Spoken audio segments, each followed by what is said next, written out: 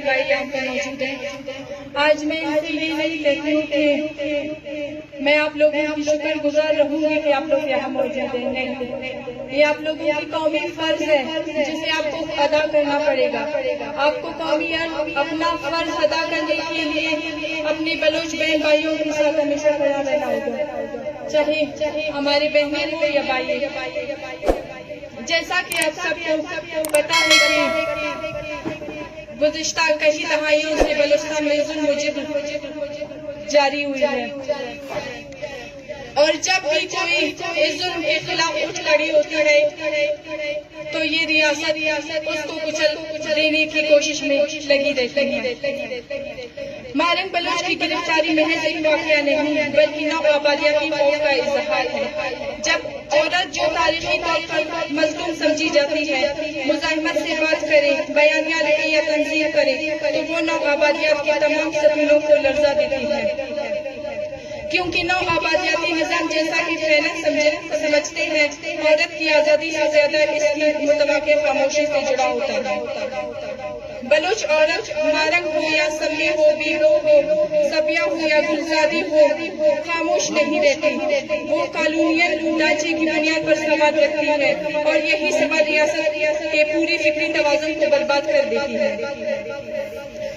بلوچ عورت اب صرف ماں یا بہن کی علامت نہیں بلکہ علمی مزاحمت کی خالق ہے. وہ مقدس نہیں, وہ متشکک ہے, اور ریاست کے لیے سب سے بڑا خطرہ وہ عورت ہے جو سوال کرتی ہے, جو مزاحمت کرتی ہے, اور جو اس لفظ سے انکار کرتی ہے جس میں عورت کو یا تو ماتم کرنے والی یا خاموش رہنے والی سمجھا جاتا ہے.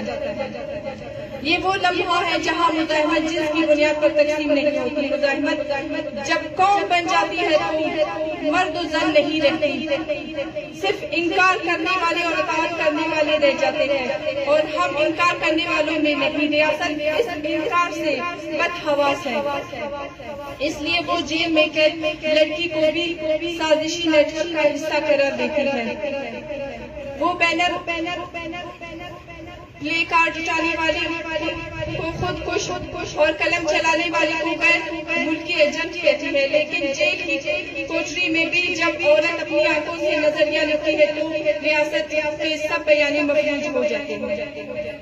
ہم سب دیکھ رہے ہیں کہ جب اس ظلم اور جبر کے خلاف ہمارے ساتھ ڈاکٹر مارنگ کھڑی ہوئی ہے اور اس ریاست نے اس کا کیا سلا دیا. وہ یہاں پہ ان مظلوموں کے لیے, ان مجبوروں کے لیے جن کی آواز کوئی نہیں تھی, وہ ان کی آواز بننے کے لیے یہاں سڑکوں پہ آ کر بیٹھتی تھی اور ان کے ساتھ اظہار یکجہتی کرتی تھی. یہاں تک کہ مجھے یاد ہے جب پہلی بار میں ڈاکٹر مارنگ سے ملی, جب پہلی بار مجھے یہ کہا گیا کہ اپنے بھائی کے لیے انصاف مانگنے کے لیے ان عدالتوں کے چکرے لگانے سے بہتر ہے ان سڑکوں پہ جاؤ بیٹھو جہاں پہ درد والی مائیں ہے, جو درد تکلیف ان کو اس ریاست نے دی ہے. وہاں نوکری سے گھر واپس لوٹ کر آ رہے تھے, لیکن اس کا کوئی قصور نہیں ہے. اسی طرح لاپتہ بلوچ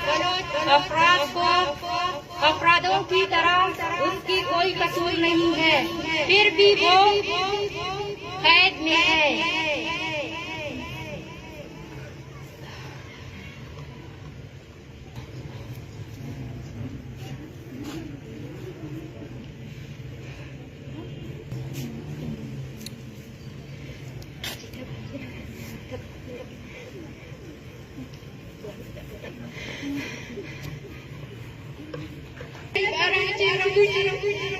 لیکن ہمیں